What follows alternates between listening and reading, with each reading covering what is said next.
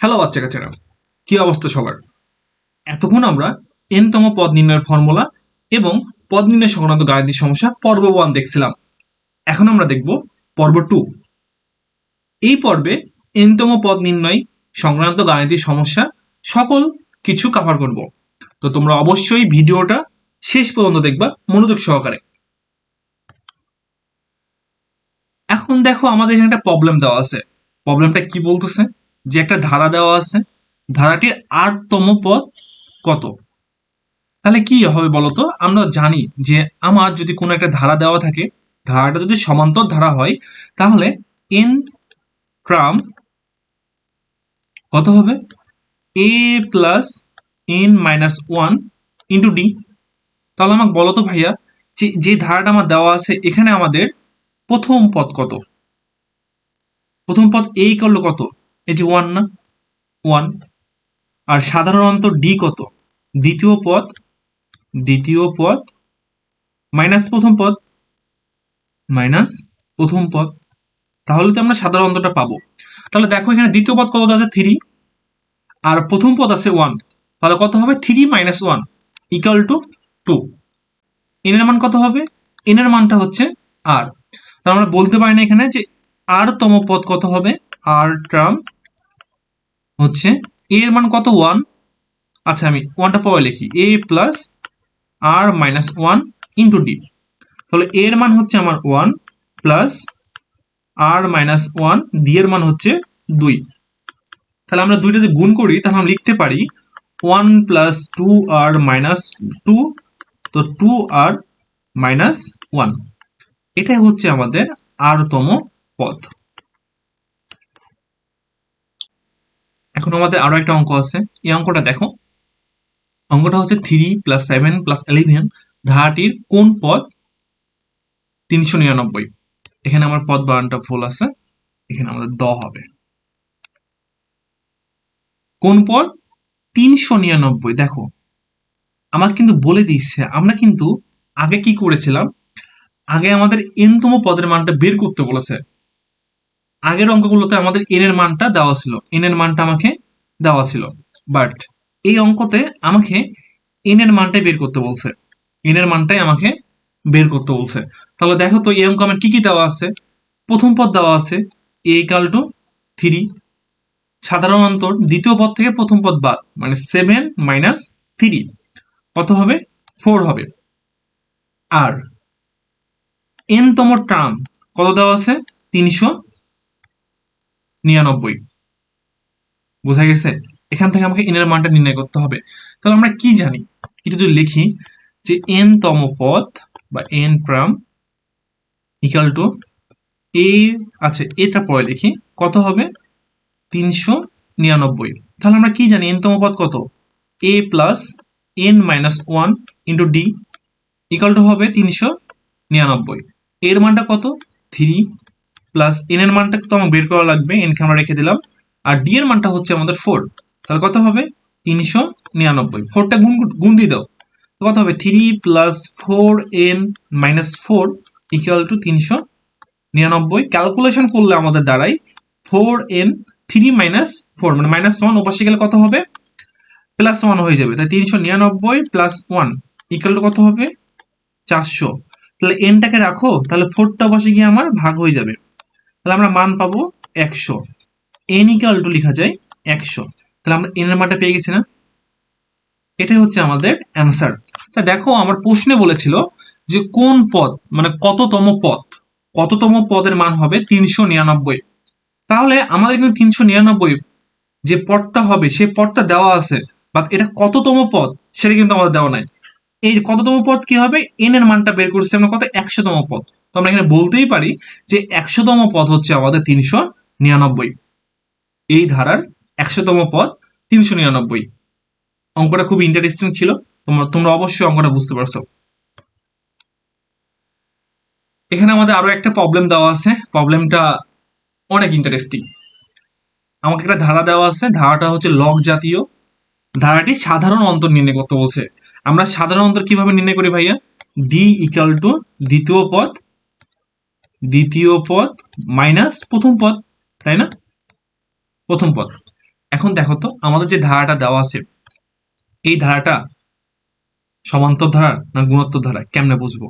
আমাদেরকে বোঝা যায়? কখনো বোঝা যায় না।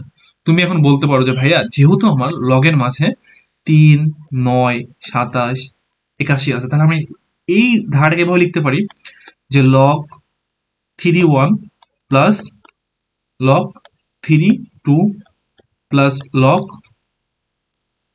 3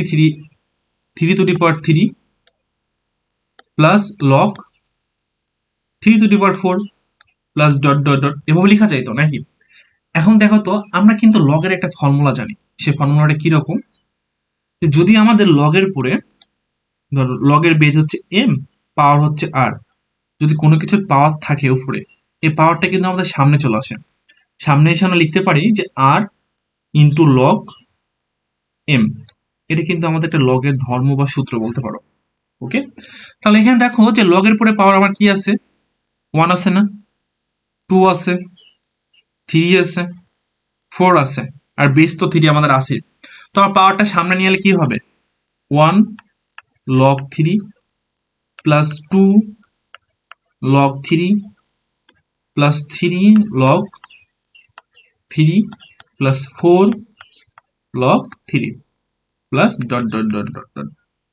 বুঝা গেছে? আর এটা তো আমাদের সাধারণ অন্তটা ছিল, একটু সুন্দর করে দিই। তাহলে এখান থেকে আমরা কি লিখতে পারি দেখো তো, যে আমার 1 2 3 4, বিষয়টা এমন না যে 1 log 2 log 3 log 4 log, তাই আছে না? তাহলে এই 1 এর পরে হয়েছে 2, 2 এর পরে 3, 3 এর পরে 4, এটিকে আমার একটা সমান্তর ধারণা, সমান্তর ধারা। তাহলে আমাদের এখানে সাধারণ অন্তরটা কত হবে, ডি এর মানটা কত হবে বলো তো? সাধারণত ডি ইকুয়াল টু দ্বিতীয় পদ মাইনাস প্রথম পদ, প্রথম পদ। দ্বিতীয় পদটা যদি আমি ধরি যে এটা দেওয়া আছে 2 log 3 মাইনাস প্রথম পদ হচ্ছে 1 log 3। তুমি এখান থেকে 2 থেকে 1 বাদ দাও, তাহলে কত হবে, 1। তাহলে 1 log 3, 1 দেওয়া না দেওয়া একই ব্যাপার, তুমি লিখতে পারো log 3। এটাই হচ্ছে আমাদের অ্যান্সার, এটাই আমাদের অ্যান্সার। বুঝতে পারছো? খুবই ইজি না? এখন বলতে পারো যে ভাইয়া আমাদের এই ক্যালকুলেশনটা বুঝতে অনেক সমস্যা হচ্ছে, এই ক্যালকুলেশনটা কিভাবে হয় সেটা আমাদের বুঝতে অনেক সমস্যা হচ্ছে।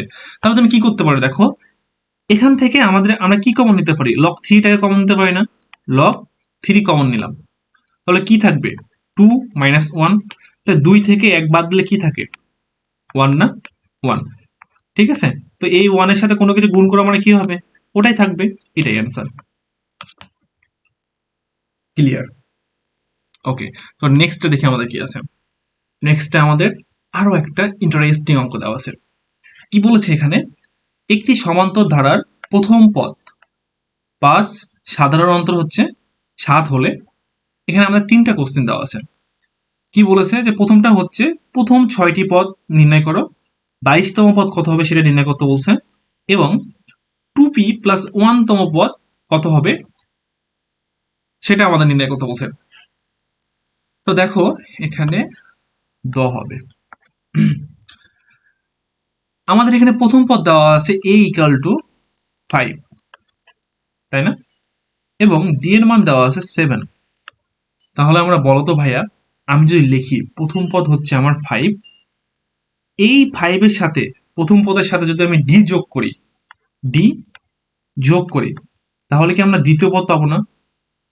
এই দ্বিতীয় পদের সাথে যদি আরো একবার d যোগ করি, প্লাস 7 ইন্টু 2, 2d, আচ্ছা 2d লিখি, ওকে 2d মানে 2 ইন্টু 7, তাহলে কি তৃতীয় পদ পাবো? সেম ভাবে যদি আমরা আরো d যোগ করি, প্লাস 3 ইন্টু 7, তাহলে আমরা চতুর্থ পদ পাবো। এটার সাথে যদি আমরা আরো একটা d যোগ করি তাহলে কিন্তু আমরা পঞ্চম পদ পাবো। এর সাথে যদি আমরা আরো একটা d যোগ করি তাহলে কিন্তু আমরা ষষ্ঠ পদ পাবো। দেখো আমাদের ষষ্ঠ পদ মানে কি, n এর মানে এক কম হবে না, এই যে দেখো 1 কম হয়ে গেছে, 5 হয়ে গেছে, এটা কিন্তু আমাদের আলটিমেট n এর মানটা বোঝাচ্ছে। ঠিক আছে, n এর মানটা বোঝাচ্ছে। ক্লিয়ার? বুঝতে পারছো? আমরা কিন্তু n তম পদ নির্ণয়ের ফর্মুলার ক্ষেত্রে কিন্তু এই কনসেপ্টটা জেনে আসছি। তাহলে ক্যালকুলেশন করলে আমাদের কি হবে, ultimate 5 plus 12 plus 90 plus 26 plus 33 plus 40, এটাই আমাদের অ্যান্সার। এই সমান্তর ধারার 6টা পদ নির্ণয় করে ফেলেছি। এটা হচ্ছে আমাদের 1 নম্বর। 2 নম্বরে কি বলছে দেখো, 2 নম্বরে বলছে 22তম পদ কত হবে। তাহলে আমরা কি জানি যে n তম ট্রাম হচ্ছে আমাদের a plus n minus 1 into d। তাহলে 22তম ট্রাম হবে কি হবে, প্রথম পদ কত 5 প্লাস n এর মান হবে 22 মাইনাস 1 ইন্টু d এর মানটা কত, d এর মানটা হচ্ছে 7। আমরা লিখতেই পারি এখানে 5 প্লাস 11 ইন্টু 7, তো 5 প্লাস 147, তাহলে হবে আমার 152। এটাই হচ্ছে আমাদের অ্যান্সার। পরে 3 নম্বরটা অঙ্ক আমাদের সরি, পরে 3 নম্বর অঙ্কটা যদি আমরা দেখি তাহলে কি বলছে দেখো, এখানে আমাদের বলেছে যে আগে ছিল 22-এর জায়গাতে কি দিয়েছে 2p প্লাস 1, তাহলে 2p প্লাস 1 তম ট্রাম হবে a plus 2p plus 1 minus 1 into d। এর মানটা হচ্ছে 5 প্লাস এই 1 1 বাদ, তাই থাকবে 2p ইন্টু 7, কত হবে 5 প্লাস 40p। এটাই হচ্ছে আমাদের অ্যান্সার। ওকে, এটাই হচ্ছে আমাদের সেই কাঙ্ক্ষিত অ্যান্সার। তোমরা কিন্তু অবশ্যই অঙ্কগুলো বুঝতে পারছো, ঠিক আছে? তো তোমরা অবশ্যই অঙ্কগুলো ক্লাস করার সাথে সাথেই অঙ্কগুলো খাতায় কিন্তু নোট করবা। তোমরা কিন্তু অঙ্কের যে প্রশ্নটা আছে প্রশ্নটা তুলবা, তারপরে কিন্তু সলভ করবা। বুঝা গেছে? তোমাদের নোট খাতা যত সুন্দর হবে তোমরা তত বিষয়টা বেশি ক্লিয়ার হবা। তো তোমরা সবসময় তোমাদের নোট খাতাটা অনেক সুন্দর করার চেষ্টা করবা। খুবই ডিজাইনের দরকার নেই, মোটামুটি ভাবে যতটুকু সুন্দর করলে জিনিসটা দেখতে সুন্দর লাগবে, তুমি নিজে বুঝতে পারবা, তোমার খাতা অন্যরা পড়লে তারা বুঝতে পারবে, সেভাবে নোট করার চেষ্টা করবা। একটু সময় দিবা, দেখবা অনেক উপকার আসবে। এই নোট করা জিনিসটা তোমরা যখন ইন্টারে উঠবা, কলেজ লাইফে, তখনও কিন্তু অনেক কাজে দিবে, অনেক।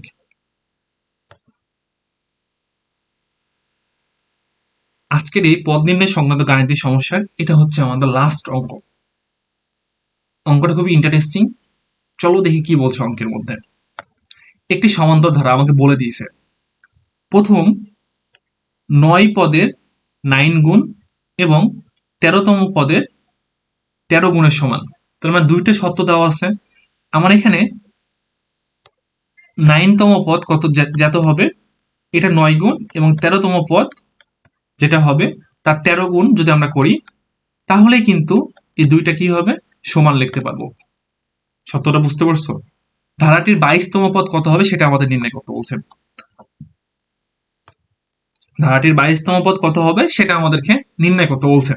তাহলে দেখো, যদি আমরা একটু লেখার চেষ্টা করি, যে প্রথম সত্যটা লেখার আগে আমরা যদি লিখি এখানে যে এনতম টার্ম বা এনতম পদ হচ্ছে a plus n minus 1 into d। সত্যটা কি বলছে প্রশ্নানুসারে কি লিখতে পারি আমরা, যে আমাদের 9তম পদ ইকুয়াল টু 13তম পদ তখনই সমান হবে যখন আমরা এখানে লিখতে পারবো যে এই 9তম পদ হবে 9 গুণ এবং 13তম পদ হবে 13 গুণ। বুঝাইতে পারছি? তাহলে দেখো তো, আমরা যদি একটু ভাঙ্গে লিখি, তাহলে আমাদের 9তম পদ যেটা আছে 9 রাখলাম ইন্টু 9তম পদটাকে কি লিখতে পারি আমরা, a plus 9 minus 1 into d। বুঝতে পারছো? Into d। তা 13তম পদ কত হবে, 13 into a plus 13 minus 1 into d। Calculation করলে আমরা কি পাই, যে 9 ইন্টু রেখে দিলাম, তাহলে a প্লাস 8d, এটা হবে 13 ইন্টু a প্লাস 12d।